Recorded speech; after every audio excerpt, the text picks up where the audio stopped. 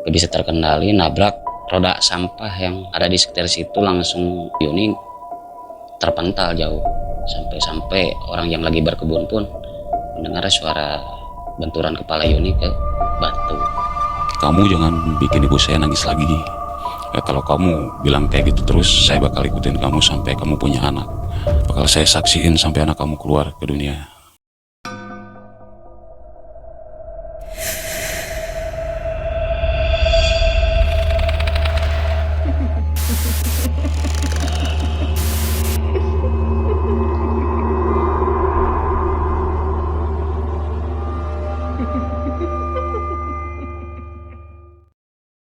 Assalamualaikum warahmatullahi wabarakatuh. Sobat Malam Mencekam, kembali kita berkunjung ke hadapan Anda, membawakan cerita-cerita mistis dan horor.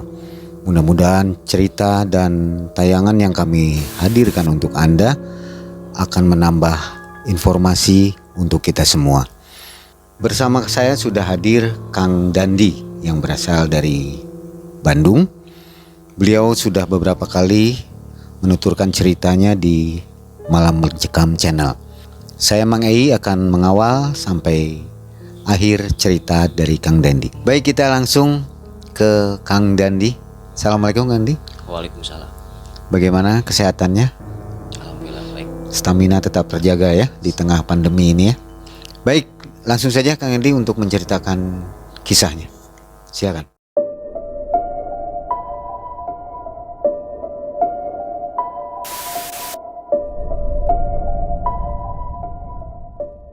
Pada tahun 2014 saya dengan sahabat-sahabat lain ada 6 orang waktu itu. Kita kumpul di salah satu warung ya, ada di belakang sekolah, merencanakan untuk pergi di salah satu tempat wisata yang ada di Bandung Utara, ya tepatnya di Cartil ya waktu itu tuh. Mungkin kita gak satu sekolah, saya disamperin sama sahabat-sahabat saya. Ya kelima-limanya cewek, berenam kan sama saya. Nah saya waktu itu nggak pengen ikut, tapi 3 orang pengen, 3 orang enggak gitu. Kita berusaha buat nahan sih waktu itu, karena kita kan posisi nggak kompak, jadi sebaiknya jangan pergi. Nah tapi yang ketiga itu dari salah satu mereka ada yang kekeh pengen berangkat. Ya namanya kita sebut aja Yuni namanya. Kita udah berusaha nahan, cuman dia tetap bersikukuh pengen pergi ke tempat tersebut. Ya kita udah gak bisa apa-apa, dan pergi pun orang tuanya tidak mengizinkan, tapi dia tetap bersikukuh untuk pergi. Dan pada akhirnya dia pergi sama yang satu namanya Salsa, yang satu Jihan. Nah sampainya di sana, saya waktu itu lagi dengan rekan saya yang 2 orang itu yang tidak ikut. Sampai sore mungkin ada kabar dari kepolisian, mereka kan bonceng 3 cewek-cewek lah gitu kan. Yang satu depan pakai helm katanya, terakhir enggak ya, terakhir itu Yuni namanya. Katanya yang tidak memakai helm itu jatuh ke kebun. Saya bertiga yang inisiatif langsung berangkat menuju ke lokasi. Ya tanpa kita duga, sampainya kita di sana Yuni sudah tewas di tempat. Dan sampai sekarang sih masih terngiang-ngiang ya. Ya susah untuk dilupakan gitu kan. Nah akhirnya kita bawa pulang. Ada mobil yang turun dari atas yang habis main mungkin ya. Kita minta tolong ke masnya itu untuk membawa jenazah ke mobil itu. Nah singkat cerita kita udah sampai di rumah. Kita berterima kasih banyak kepada mas yang punya mobil, udah mau mengantarkan jenazah Yuni. Jenazah itu niatnya mau dikuburkan besok, tapi pihak keluarga nggak mau malam itu juga. Ya oke, kita makamkan pada malam itu juga. Nah jam setelah Isya jenazah tersebut dikuburkan, lalu kita pulang ke rumah duka untuk mengadakan tahlil ya. Mengadakan tahlil gitu. Waktu itu kita tahlil selesai, kita menghampiri Ibu Yuni karena mungkin ya jadi anak satu-satunya lah. Ibunya nyebut nama Yuni di setiap sadarnya gitu kan. Akhirnya kakaknya datang, kita pulang. Nah dari pulang itulah saya waktu itu ngajak Jihan karena pulang satu arah. Ayo pulang, tapi Jihan diam aja gitu kan. Katanya kan sebelumnya ayo bareng, oke. Nah pas saya udah mau pergi, Jihan, oke ayo. Sudah pergi, dia naik motor sama saya kan. Itu lumayan jauh tuh pulang kan. Nah sesampainya di perjalanan sih saya ngobrol-ngobrol, kok diam aja kan. Jihan terkenal cerewet lah, ceweknya kan centil lah istilahnya bahasa Sunda tuh. Diajak ngobrol, kok diam aja. Saya bilang, kok diam aja sih, saya ngobrol kok didengar kayak yang budak aja. Saya bilang kan, kamu kan cerewet banget. Saya bilang, kamu gede badan tapi kok kayak gak ngerasa ngebonceng. Saya bilang, ini kayak yang gak ngebonceng loh. Saya bilang kayak gitu. Dia tetap diam, lihat spion masih ada dia. Cuman pas begitu mau nyampe rumahnya ada telepon. Di mana kamu? Kok Jihan, kata saya. Di mana katanya? Katanya mau bareng. Kalau nggak mau bareng ya bilang. Saya pun bisa pulang sendiri katanya kan. Jangan kayak gini caranya. Kamu kan tadi ikut, jangan main-main sama saya bilang. Kenapa? Saya tadi kan lagi ke air dulu di rumahnya Yuni. Aduh.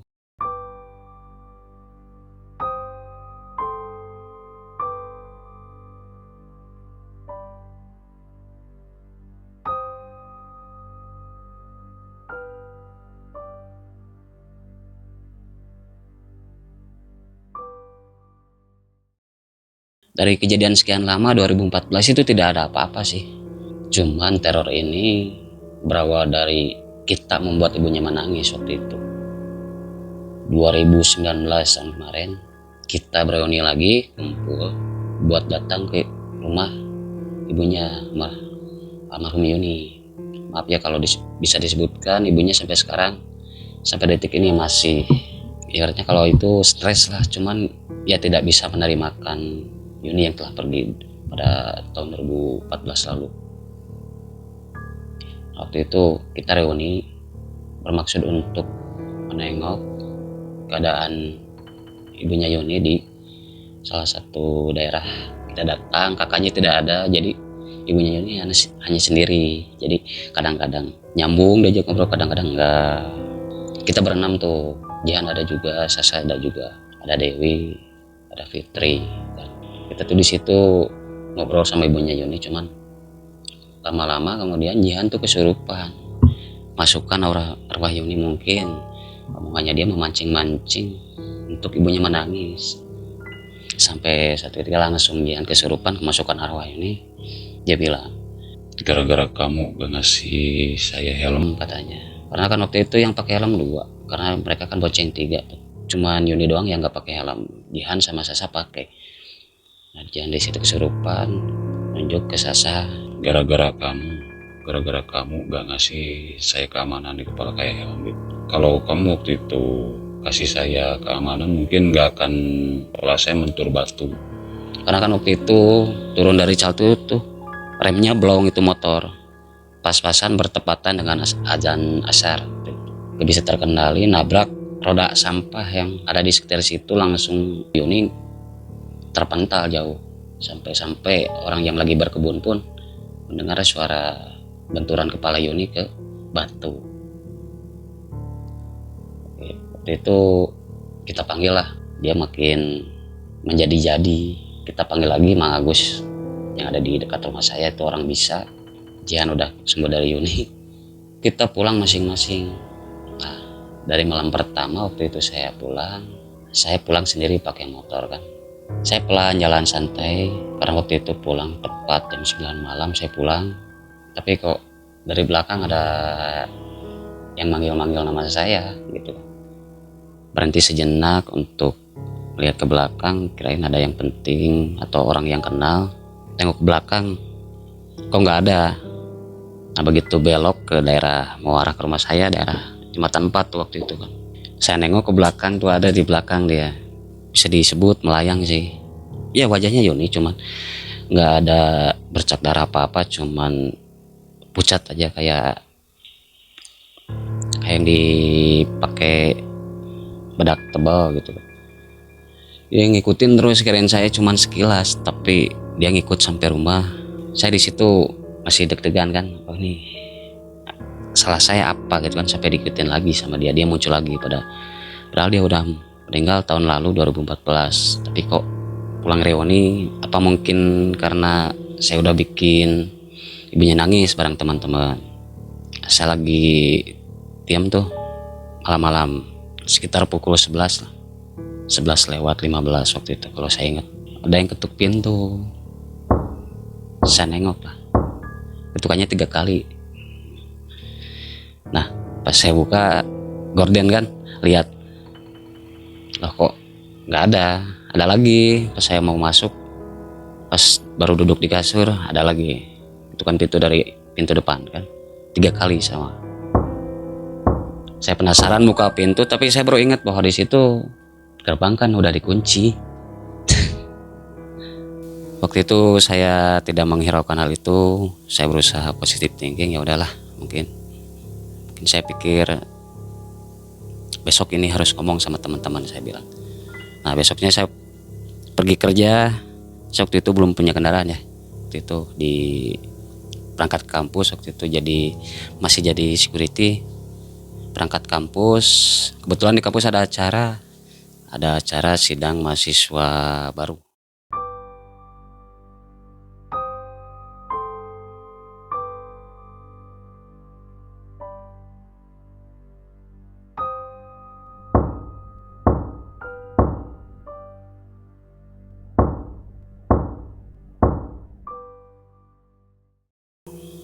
Perkenalan mahasiswa baru. Nah pada malam harinya waktu saya bekerja, kita mempersiapkan ruangan kelas yang disatukan menjadi satu. Nah habis maghrib kalau nggak salah, di situ kan ada 10 office boy, 2 satpam, sama 18 para dosen sama karyawan. Nah tugas saya hanya mengangkat barang dari yayasan terus ke kampus. Jam 8 malam saya disuruh nih buat beli nasi padang, beli 30 bungkus nasi padang. Nah ini nasi padang tersisa 1 lagi nih. Kita kan udah dapat nih, udah dibagi-bagiin semua. Ini kok ada 1 yang belum, namanya Aldi. Ini jatah Aldi kok belum dikasihin kan. Tiba-tiba dia lari dari arah toilet, dari arah gedung 1 kan, belakang gedung para dosen. Dia lari dari sana. Saya tanyakan, kenapa kamu? Enggak, tadi ada cewek katanya. Pas giliran saya mau ke toilet waktu itu jam 9 malam, pas masuk toilet ada yang ketuk pintu pas saya dalam toilet tuh 3 kali, tok tok tok. Sebentar, kamu gak ada sabarnya, siapa sih? Saya bilang. Pas saya buka kok gak ada siapa-siapa. Pas saya mau siram kloset tuh, dari sudut mata saya ngelihat ke arah pintu luar kok ada yang warna merah. Kirain saya makhluk di situ, ternyata Yuni teman saya ngikutin terus sampai malam itu juga. Akhirnya ya saya tutup lagi pintu toilet, saya jongkok aja diam. Nah saya diam terus nunggu hampir 15 menit, baru saya keluar. Ternyata alhamdulillah udah gak ada. Saya bilang, kan deket toilet tuh kan ada dapur. Saya belok dulu ke dapur buat ambil minum, buat nanti makan di area yang ada ngeset ruangan tuh. Ketika saya ambil minuman tuh, muncul lagi dia tuh di deket pintu. Ini kok ada lagi, saya bilang. Saya diam aja tuh. Aduh, dia muncul lagi. Oke lah, diam aja gini, megang gelas sambil isi air minum. Karena kan kebetulan saya belum dimakan nasinya. Waktu sosok itu mulai nggak ada, Yuni mulai nggak ada, saya lari langsung. Nah kan itu posisinya kan harusnya saya pulang jam 7 malam karena kerja pagi kan. Saya waktu itu pulang jam setengah 10 malam. Sudah makan, kita ngobrol dulu bentar, saya beranjak pulang untuk pulang ke rumah. Situ saya naik angkot pulang. Saya ketemu nih, tiba-tiba saya ketemu Jihan. Aneh kan, setahu saya Jihan habis dari mana. Kebetulan di situ ada Jihan, ada si Mang Angkot, cuman berdua tuh. Saya naik kan jurusan Kira Condong waktu itu. Kok kamu naik angkot? Saya bilang kan. Habis dari mana kamu? Dia senyum doang, Jihan. Di mana? Ibu Yuni udah baikan. Kalau kita kesana lagi jangan bahas-bahas itu lagi lah, kasihan ibunya. Senyum doang. Si Mang Angkot kok lihat spion? Saya bilang. Kenapa Mang? Enggak. Ngobrol sama siapa? Ini sama teman saya bilang, ini cewek. Teman dari mana? Ada orang yang naik di sini. Aduh, pas saya nengok, aduh. Yang benar, Mang. Benar, nggak ada orang. Ada orang yang baru naik ini. Aduh, saya merinding udah. Singkat cerita saya turun di Kiara Condong, jalan kaki lah saya. Di situ kondisi sepi sih. Kondisi sepi. Melihat situasi jalanan waktu itu sepi banget karena kebetulan waktu itu hujan kecil sih. Emang kebetulan hujan kecil, jadi saya pulang jalan. Mungkin ini aneh tapi saya waktu itu nemu kucing kecil ikutin saya waktu itu. Saya tahu sosok Yuni ngikutin juga.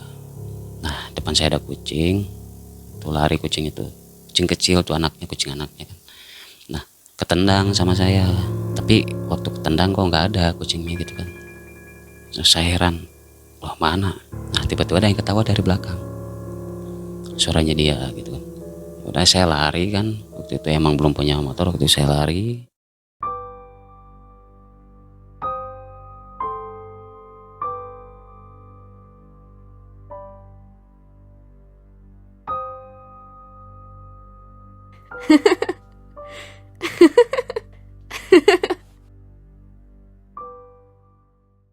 Tepat deket jembatan 4 waktu itu kan, kalau ke rumah saya kan harus ngelewatin jembatan 4 dulu.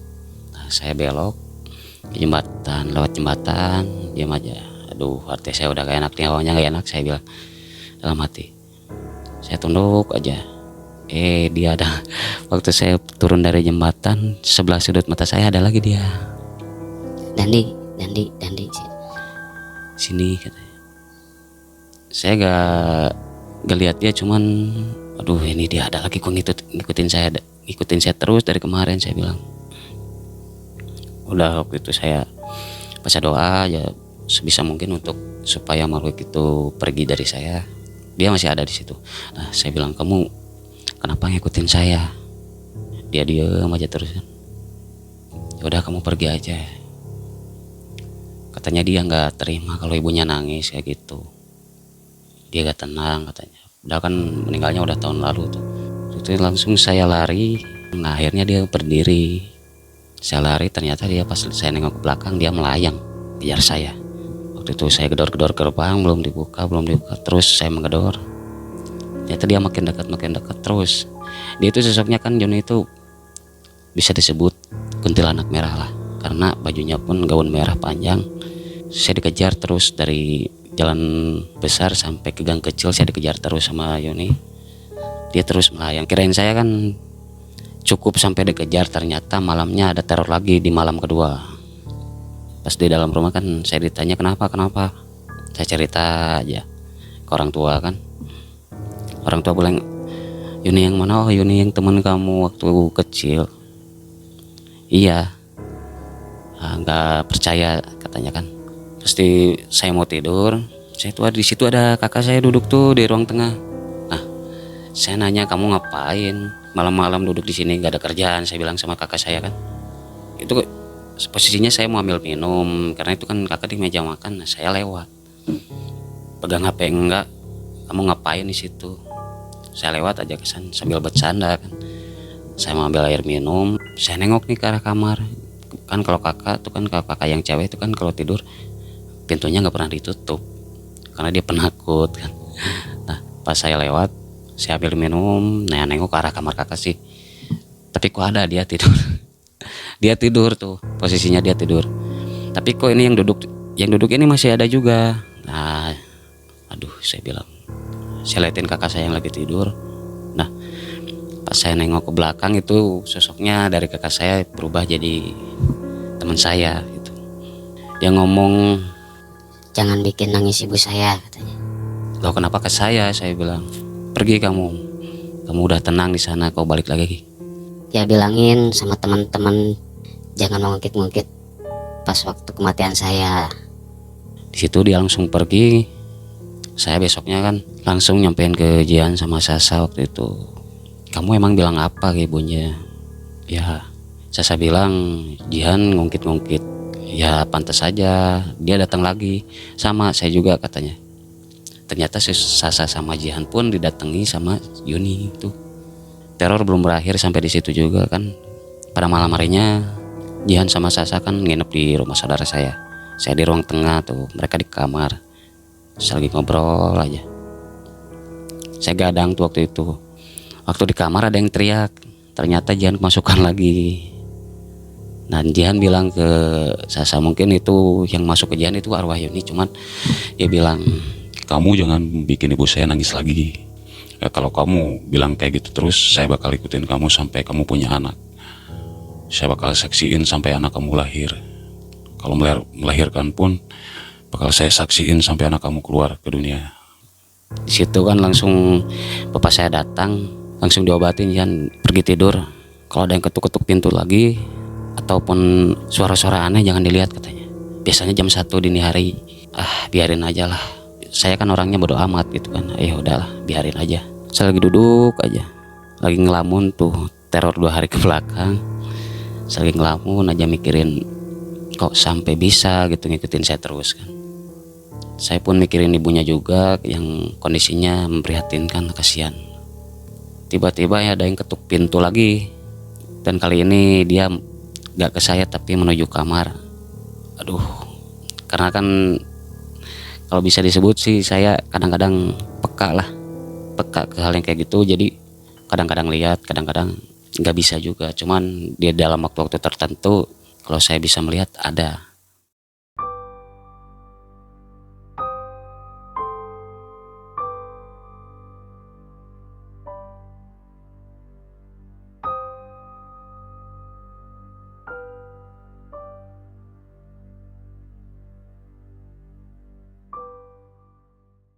Istilahnya peka banget gitu kan, sensitif. Pas dia mau nyamperin ke Sasa tuh, saya bangunin bapak saya langsung lari lagi ke kamar saya yang dipakai tidur sama mereka. Ya udah diobatin lagi, udah baca doa. Akhirnya singkat cerita sembuh. Dan bapak saya bilang, kamu waktu itu pas waktu berangkat ke sana bilang apa ke Yoni? Ya saya nyuruh dia buat buat pergi ke sana, walaupun gak diizinin sama ibunya, dia harus maksa tetap ke ibunya. Kamu itu bilang ke ibunya? Iya, saya omongin dan saya minta maaf ke ibunya. Pantesan aja ibunya nangis dan dia nggak terima pada malam itu. Karena ini teror ini makin hari makin menjadi-jadi. Sampai saya pun pas kerja terus diikutin kan. Mungkin kalau Sasa sama Jihan sampai sekarang masih didatangi sama sosok Yuni. Hingga detik ini masih kadang-kadang muncul tiba-tiba dalam kamar gitu tanpa sebab. Tapi kalau ke saya alhamdulillah baik-baik lagi sama ibunya. Kadang seminggu sekali atau seminggu 2 kali saya nengok terus ke ibunya. Hingga detik ini sampai sekarang tidak lupa lah. Karena kan Yuni dari kecil sampai sekarang masih terngiang-ngiang di kepala saya, yang gak bisa dilupain. Karena sosok ini kadang-kadang muncul juga di waktu-waktu tertentu, di waktu saya ngelamun gitu kan. Kadang ada, tapi nggak neror, cuman diam aja udah pergi lagi gitu. Tapi lain lagi kalau ke Sasa sama ke Jihan mungkin ada hal-hal sedikit menyeramkan mungkin ya. Mungkin kalau ke saya itu Yuni, tapi kalau ke Jihan sama Sasa itu bukan Yuni.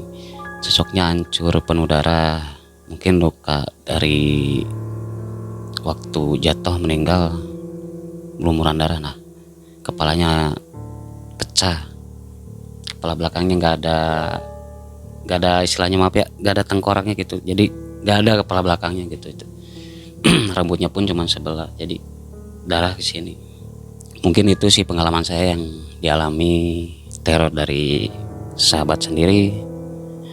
Bahkan gak sampai di situ, sampai detik ini pun masih terngiang-ngiang di kepala saya gitu. Dari cerita yang lain, inilah yang terngiang-ngiang sampai sekarang gitu kan.